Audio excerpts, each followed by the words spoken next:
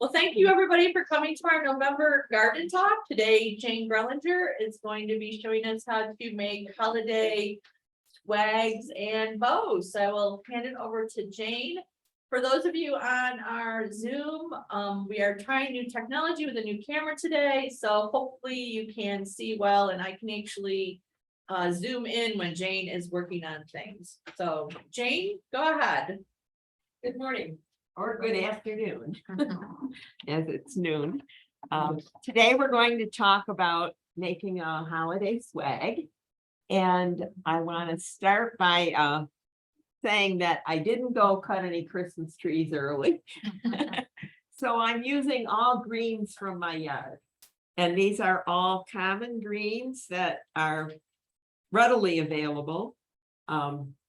And I chose all the ones that I did because they are not inclined to drop. The first one I'm going to show you is, this is just a regular Japanese yew. Japanese yew, and it's very common in our landscapes. I have a hedge of yew and arborvitae that desperately need trimming, so I have lots of greens. This particular one is called red twig dogwood. It's quite a common shrub. You'll also see a red type of shrub or brush along the roadside, which is red osier. They both work well in naturalized, arrangements.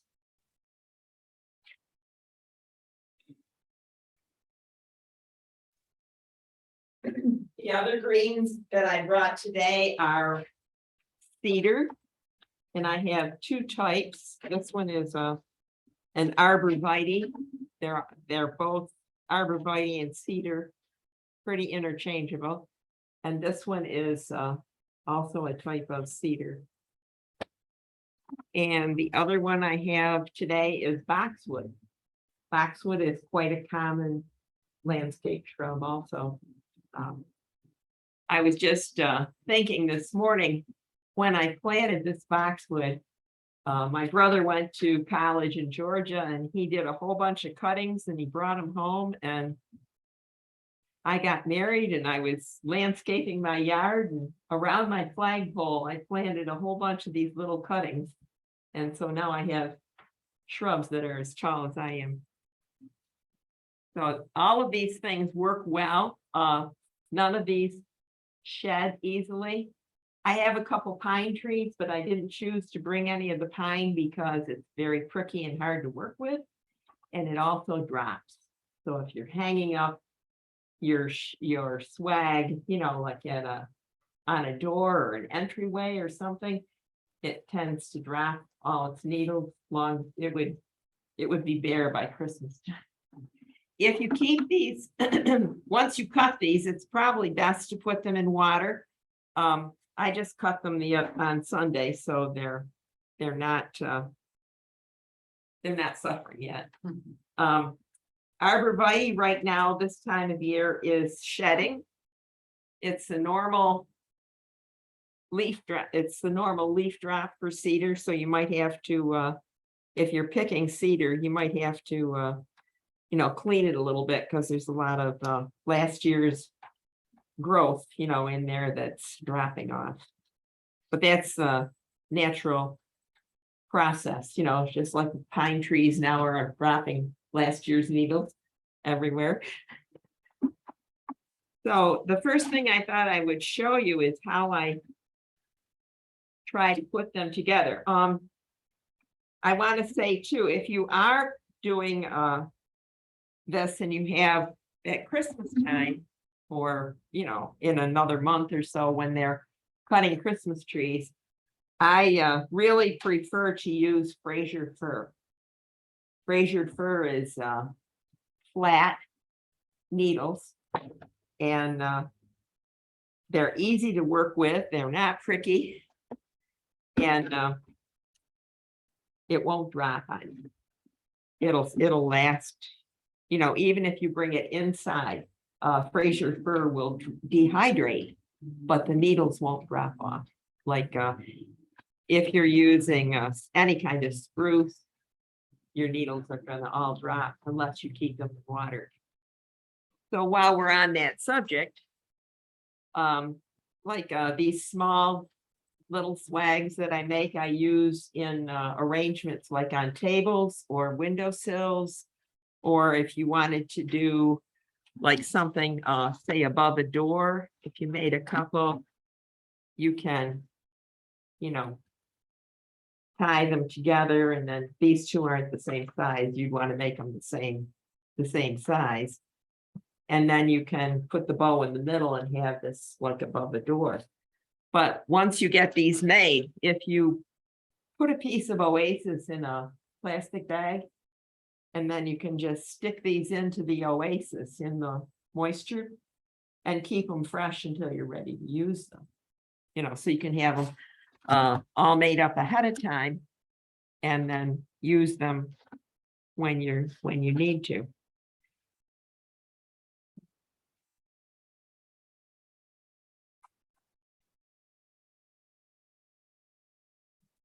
When I put together a swag, I tend to start, the arborvitae is flat, so it's easy to work against for your background. So I usually start with something like the arb in the back. And then, you know, if you had Fraser or whatever, you can just lay the greens in together and see how they look.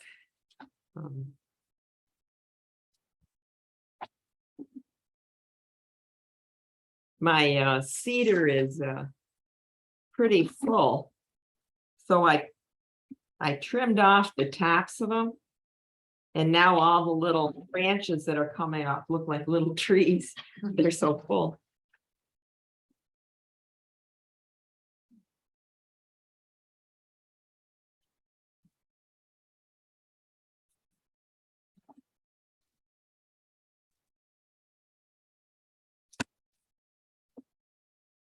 There's usually a top and a bottom so that you have the top of the needle. You know, like there's, like here you can see, well, you can't really tell. But there's the front and the back, you know, the bottom side of the needle and the top side of the needle. So it's nice to keep the top side of the needle showing, especially if you're using Fraser fir, because the underside isn't very attractive, but the top side of it is very attractive. So you really have to pay attention.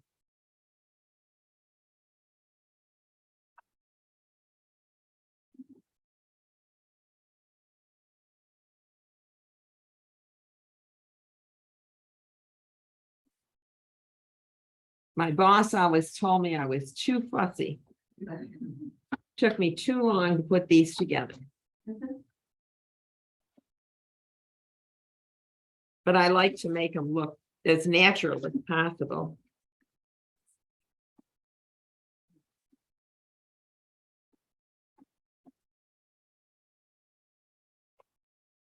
And it's different if you're just making a bundle to sell for display, or if you're making a swag to lay or to hang so that it's balanced. I guess that's too hard for me.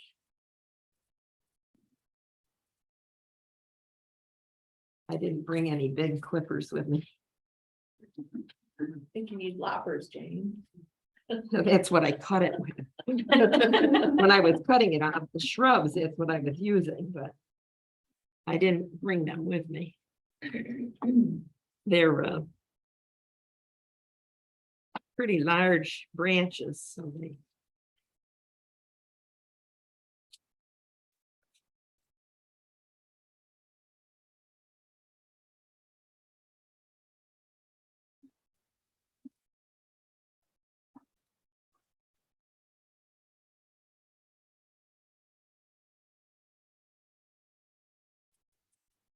So as you gather your branches together, you want to look for, kind of a symmetrical shape.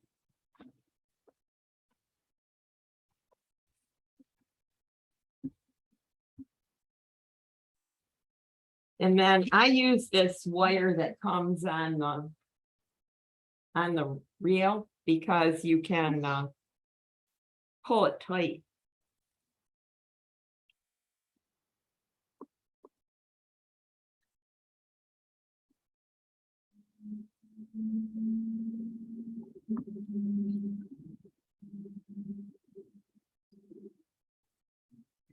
If you don't get it nice and tight to start out with, your branches will fall out as they dry.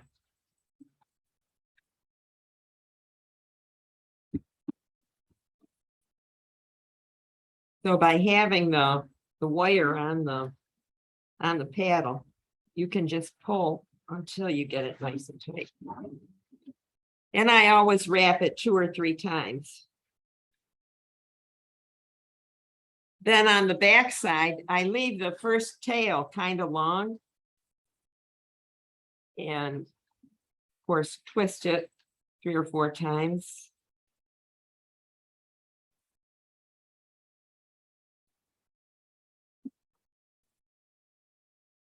So Jane, where do you buy the wire? Can you buy it in like? Most of the time now, you'll see it on a paddle, a little wooden paddle like this. Michael's usually have it in the where they have the dehydrated flowers, artificial flowers in the back. Okay, then I take the 2 ends and loop it around to make a hanger on the back to put it on a hook, and then double twist it. So you have a hanger built right in to hang this up on the wall or by a door, or quite often I'm making swags to take out to the cemetery.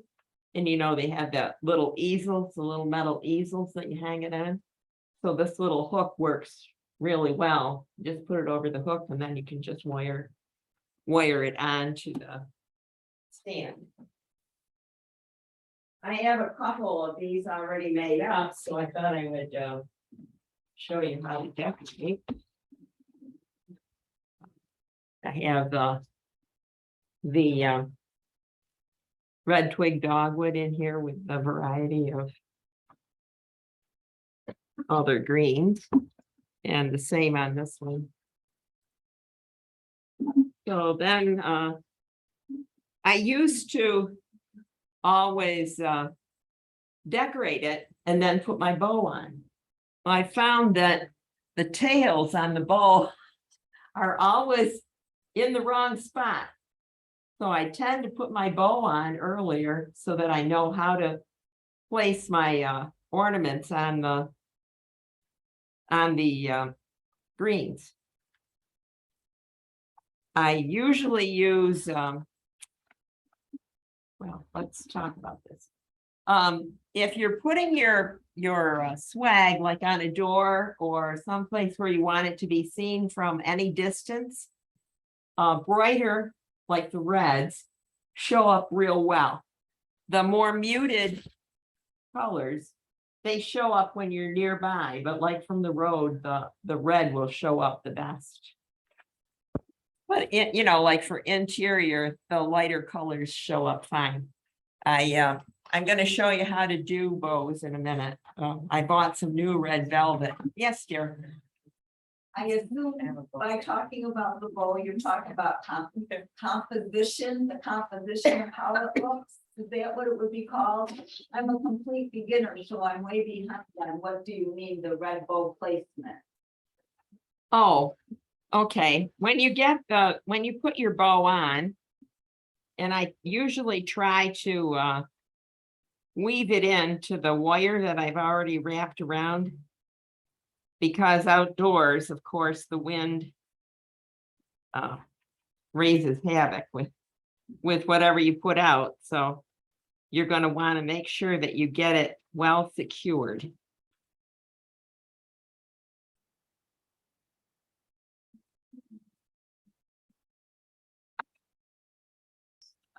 I guess I was a little stingy with my wire last night when I was making these. You really need to make sure you have plenty of wire to get around all of your stems. Okay, now what I was referring to, dear, was that when you, if you have tails on your bow, you know, if you put your decorations on first, then the tails come down and cover. So if you wait and put your bow on first, you can put the tails where you want them to come down through, and then add your pine cones. I have, these are blue spruce pine cones because I have spruce in my yard. These are, I'm not sure. They're little tiny ones, but they work nice in arrangements. Or you can use these artificial holly berries.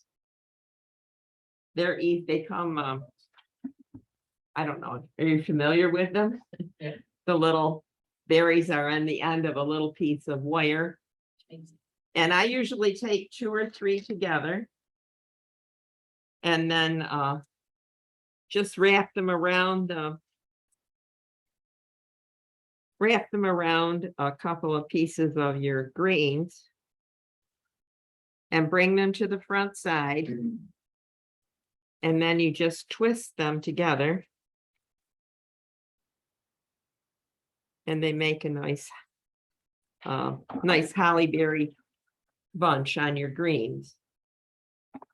Or if you're using something like an poinsettia, you can you know, cut these off and use the hot glue.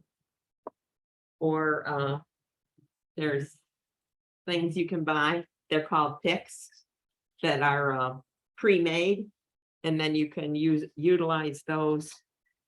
I wouldn't use that necessarily with the big bow, but you could utilize it, you know. And you can wire that in, or there's lots of fancy picks that you can buy. Almost anywhere they have them. Usually they're in the holiday decorating section.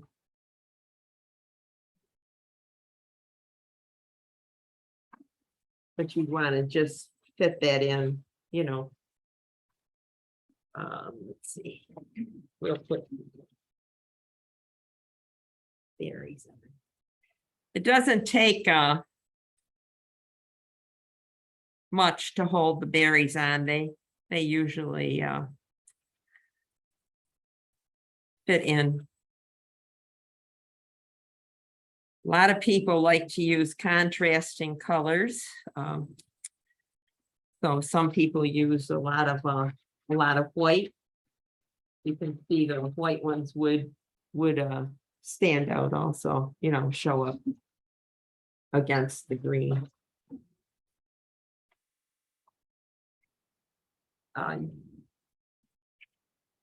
I used to wire all my pine cones, but if you've got your pine cones dry,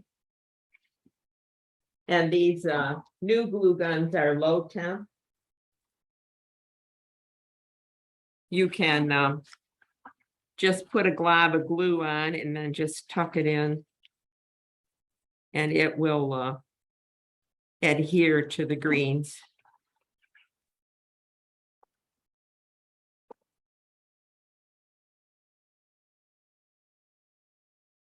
When I use these smaller pine cones, sometimes I wire them 2 or 3 in a bunch together. It doesn't take a lot of glue to hold them. You just have to make sure that it's adhered to You know, if anything is wet, it's not good. If your greens are damp or anything, they're not gonna stick.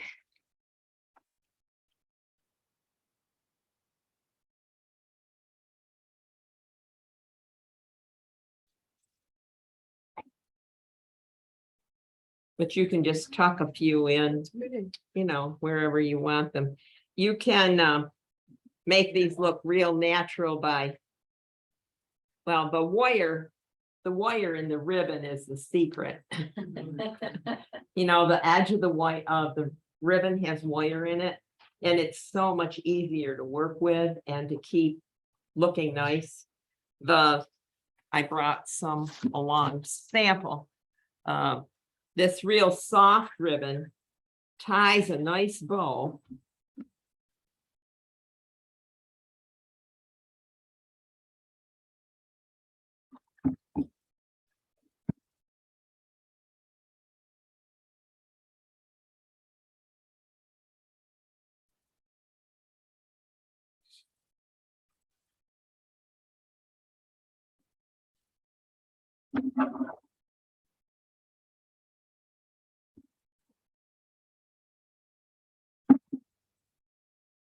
But unfortunately, this ribbon doesn't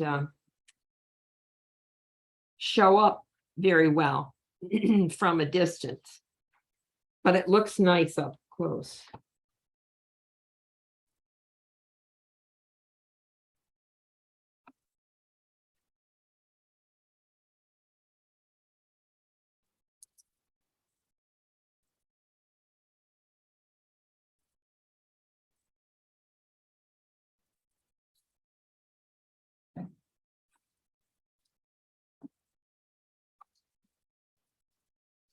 You can tie it so it looks, I would say more natural than quite so artificial like the bigger bow.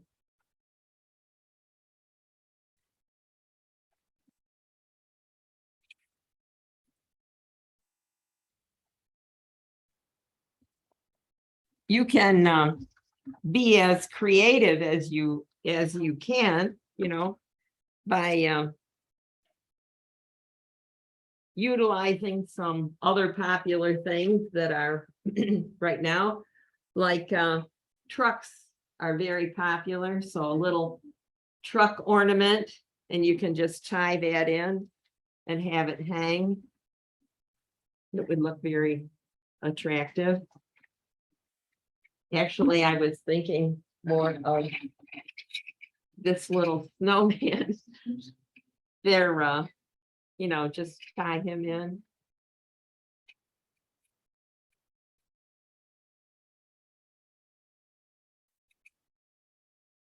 So you can be as creative as you like to be, you know.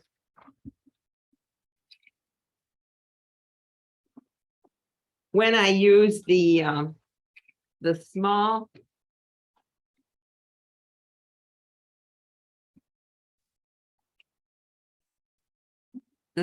swags, of course, you just trim more like you're going to do arrangements, like in a basket or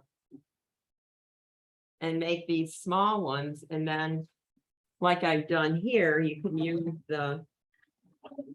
say the lantern on a windowsill or a mantle, and then use you know, contrasting, you know, little white Christmas trees to contrast with your, and of course you can put a battery operated candle. You wouldn't have to worry about them, or you wouldn't have to worry about a flame or anything. Or if you're doing it on a mantle, you wouldn't have to really worry about, the mantle usually doesn't get hot, but you want to be careful if you are starting a fire and you have real greens around the fireplace. You know, it could be a hazard, especially later on if they get dried out a little bit. Like there's all kinds of little naturalized things, you know, a little bird in a nest The cardinals show up the best because they're nice and bright. So they add a nice accent, or you can get little cardinals that you could just glue into your you can hot glue them in. You have to be careful of the styrofoam, even though this is low temp glue. Anything that, you know, if the styrofoam was showing, sometimes it melts. So you have to be careful of that if you were gluing that into your if you were gluing it into the arrangement.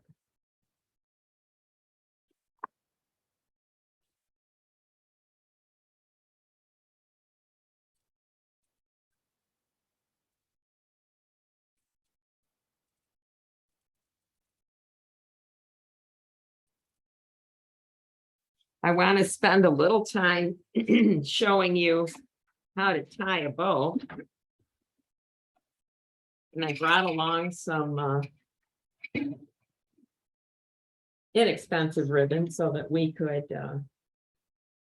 learn how to do it, but I'm going to show you, I'm going to try anyway. The older I've gotten, the more the arthritis in your hands, you know, when you're trying to hold it.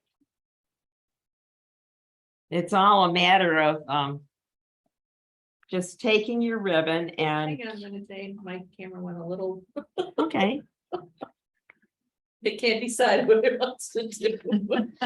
Sorry, You're in the folks. ceiling. well, there's usually a top and a bottom to the ribbon, you know, like this is, it's blocked on one side and it's just plastic on the other side. So every time you fold your loop,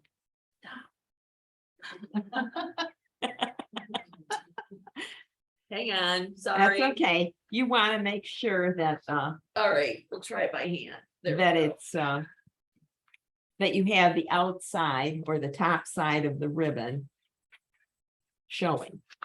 So every time you're gathering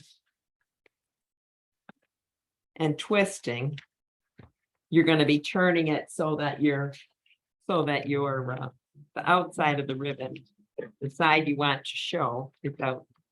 Just like on these, like the glitter is on one side and or the pattern. On this one, the pattern is on one side of the ribbon and not on the underside. So you have to keep turning and twisting. Now that ribbon doesn't have wire. It does have wire. Oh, does it? Mm-hmm. Yep. If you didn't have the wire in the edge, it's even harder to keep the loops, you know, puffy. So I usually do 2 loops one way. And then I do a short loop, which is over the top of your thumb.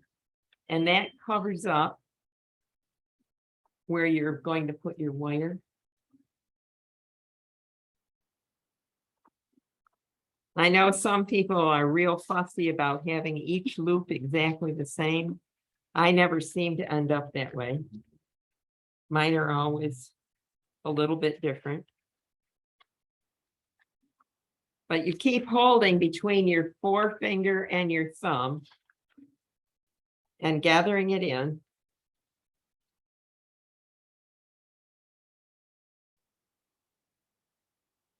Some people like bows real full.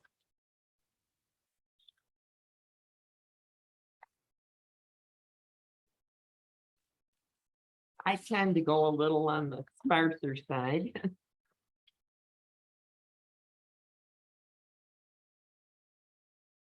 But each time you turn and gather, you have to keep the, you know, the right side of the ribbon out. Then when you get enough loops tied, gathered, you decide how long you want the tail.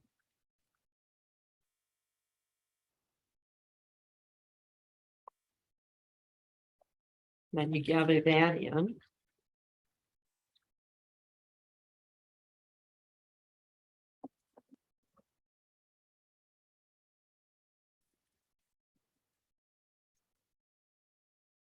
Now you can buy ribbon or wire that's already cut in lengths. But I'm just gonna use the ribbon that you already have. There's a wire I already have.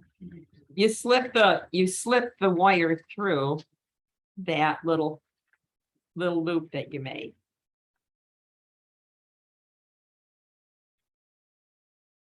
You bring it around to the back. And then this is probably the most important thing, is that you have to pull it and twist it so that you get it nice and tight. If you don't get it tight, the bow loosens up in the. Sometimes if the ribbon is real stiff, I use a pair of pliers to get it tight. Like that slipped on me, so I'm gonna have to redo it.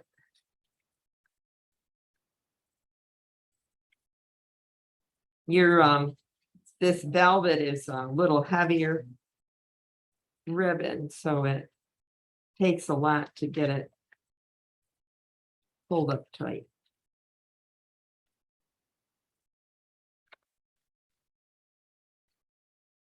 If you're making a lot, you'll find that you'll have a lot of problems with your cuticles cracking, especially if it's cold. But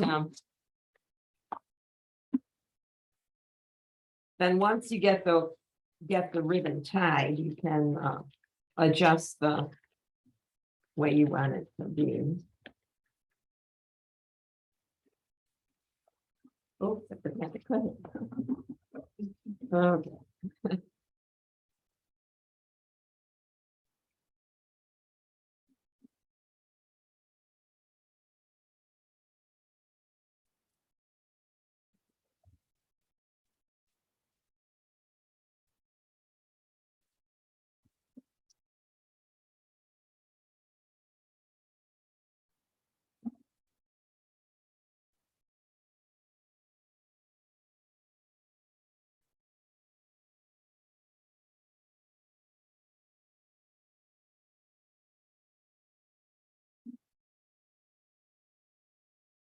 And like I said, if you like it fuller, you can make more loops.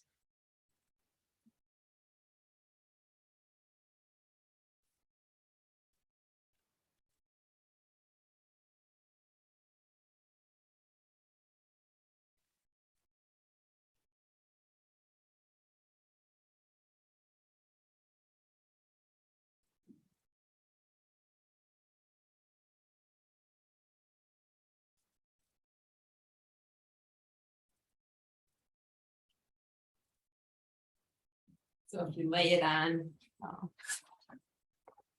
actually, I think this bow looks a little big for this particular swag. But you can adjust it as you like. And then on the tails, you can also use the glue gun to kind of glue them in place. You know, you can put a little bit of glue and hold it to a piece of the bow so that it'll stay exactly where you want it. If you want it to be like in a fan or however you want it to hang. I'm going to tie this one onto this particular swag.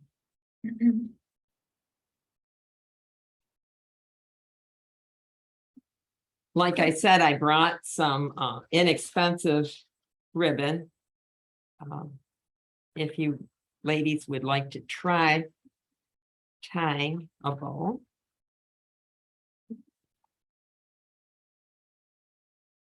You're more than welcome to try. Do you have any idea how many yards it takes for an average bow? Well, if you're purchasing the small rolls, like say at Walmart or someplace, there's like 2.5 to 3 yards. on a spool, a small spool. So you kind of have to either make do with that or buy more than one spool if you want more. I think you can make, of course, depending on the width, like on the narrower ribbon, you're gonna use less because it's gonna be a smaller bow. But generally speaking, I think 3 yards is a pretty good estimate. But if you want more, if you want it fuller and you want more loops, then you need to, I don't usually cut it until I get them all made, so it's hard to say exactly. But if anybody wants to try again. Well, we'll do it at the end, Oh, okay, because we have to get them. all right. Are there questions people would like to ask? Yeah, Could you tell us a little about your childhood and if your aunts or your mom or even the men in your family had anything to do with this sort of work? actually, I grew up on a fruit farm, and I think I gained most of my interest through 4-H. When I was, I don't know, probably 12, we had a local florist by the name of Smith Roses in Heartland, New York. And there was a young man who worked there who taught us quite a bit through 4-H. And I learned to tie bows way back then. And it was popular, and it was common to make a corsage to enter in the fair. So that's where I started, with a corsage and learning to tie a bow and learning how to wire flowers and do those things.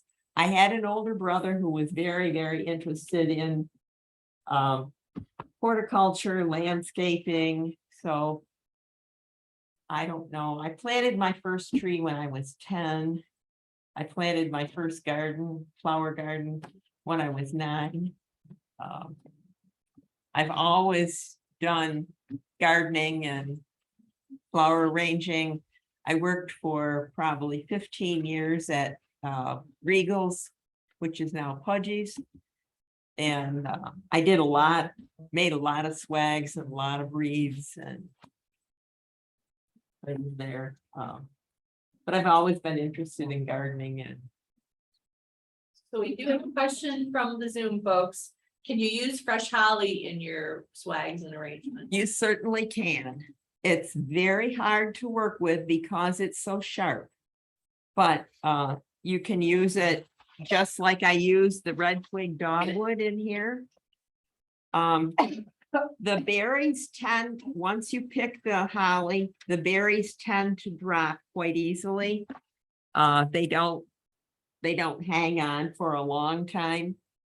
But they, if you don't handle it a lot and, you keep it cool and moist, the berries will hang on for quite a while.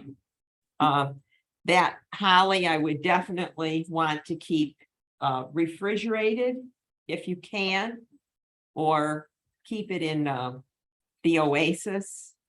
That would help to keep it from, because once it gets brittle and dry, But if it was on an outside door, it would probably stay moist, maybe, unless it's in a full sun situation. it would probably stay for the holiday Holiday. season, not maybe too long after. Okay.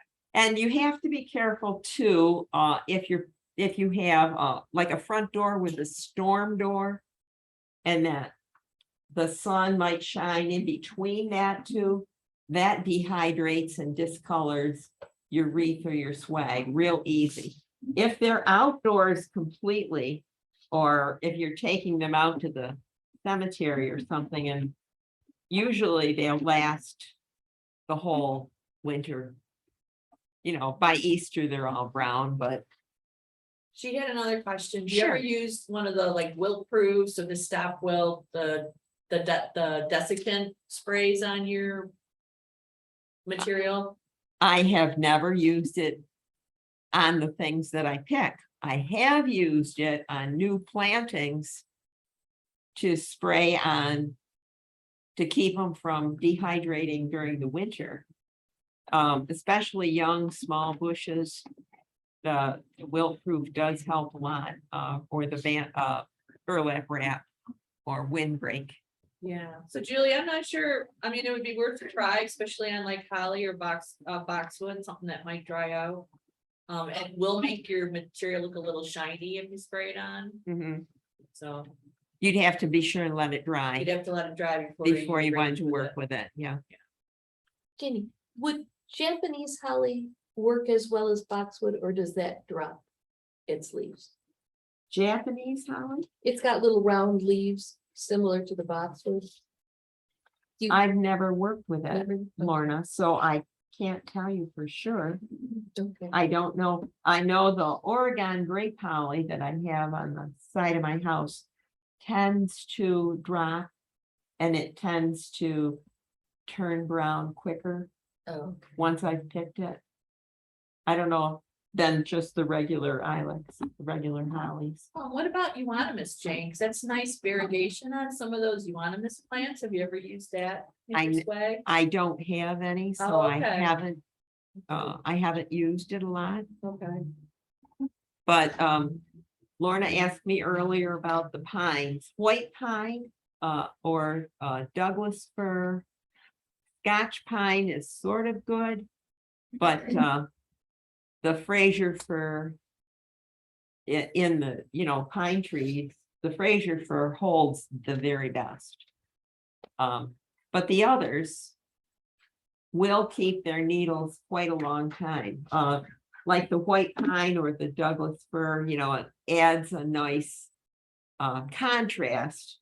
Like you're using the red twig dogwood, the longer needle adds a nice contrast to your swag. A lot of people just use plain cedar. When you use all cedar, it tends to be very flat.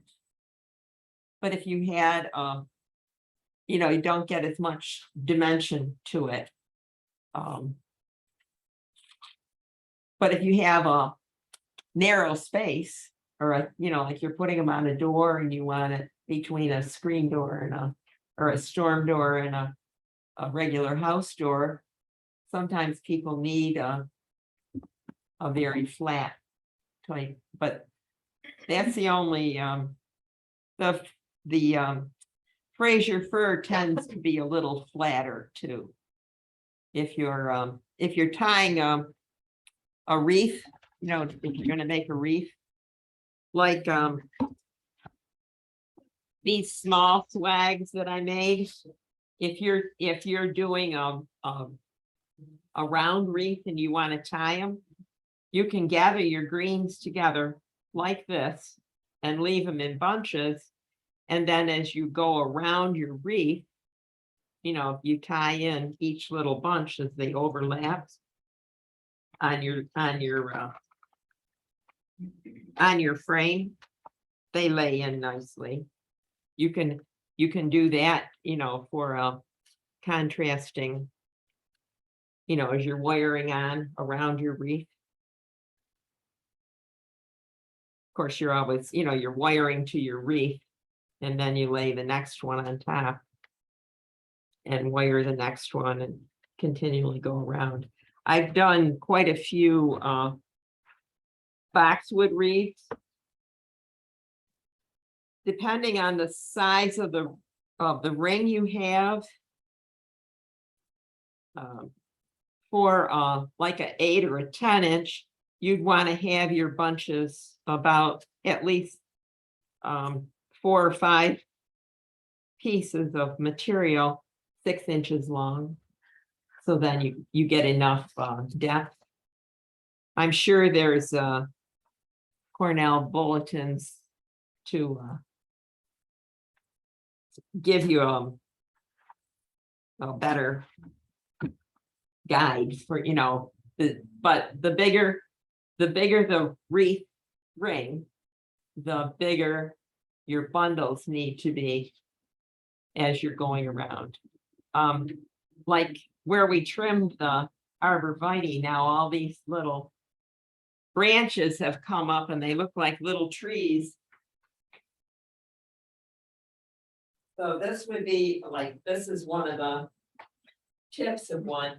And this would make a nice, if you're gonna do a little artificial tree, you could use a little planter and use it, you know, and decorate it as a tree. I've done that with boxwood too, when I've trimmed it and some has grown up, you know, like this. Then just cut one and put it in Oasis and put it in a pot and had it by the front door or whatever. All right, any other questions from the Zoom folks? If you don't want to type it in, you can unmute yourself, so. Or any questions from our live audience? Oh, I'm sorry, yes. Do not know what you mean by desiccant or where to find it and what is the organization? I assume Oasis means water, but is there a container? Oasis is a green block that you use for fresh cut flowers or arrangements. It's available at most of your floral arrangements. You know, like if you buy one, come in that product. You have to soak it. You Soak soak in it in water. water. Yeah, the new type absorbs water very readily. Like for outdoors, I found that if I put my Oasis in a plastic bag and then put it in the container, I can keep water on the Oasis without it, you know, draining off. You know, sometimes you put it in a pot or something and then it freezes and, but if I put it in a plastic bag, I don't know why, I've been able to keep it moist and to keep the green, fresh. Well, the anti-desiccant, it's a product that you can buy, usually, sometimes you can buy it pre-made. Or it comes in a bottle and you spray it up yourself, so it's basically something you can put on evergreens that, it's supposed to keep them from getting winter burn or losing so much moisture. So there's actually a product called Wilt Proof, which you can buy at a garden center. Tractor Supply might have it, Country Max sometimes carries it. I'm sure Pudgy's would have it. So usually it's for evergreens in the landscape, but some people do use it on their greens because then it keeps the plant fresh, holds the moisture in. So that's what the anti-desiccant does. Just think about a cucumber that you bought at the store that's got that waxy coating on it. That paraffin coating to keep the cucumber skin fresh. Works the same way as Would you spray just once or just one time you would spray or? yeah, just one time. Yeah, like a nice day like today would be perfect to do it. You have to be a little bit generous with it, you know, make sure that you, especially if it's a small newly planted shrub, because you want to coat it good. But Alright, other questions? All right, Jane, so we can finish up on the Zoom. Thank you so much. This was great. Hopefully folks in Zoom were able to see. Sorry about the camera, they got a little out of control.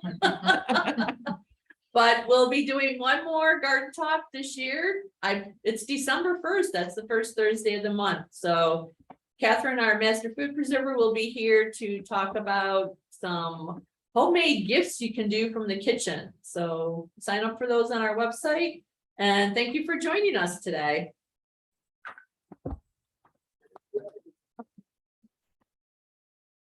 if anybody wants to try making a bow, you're welcome to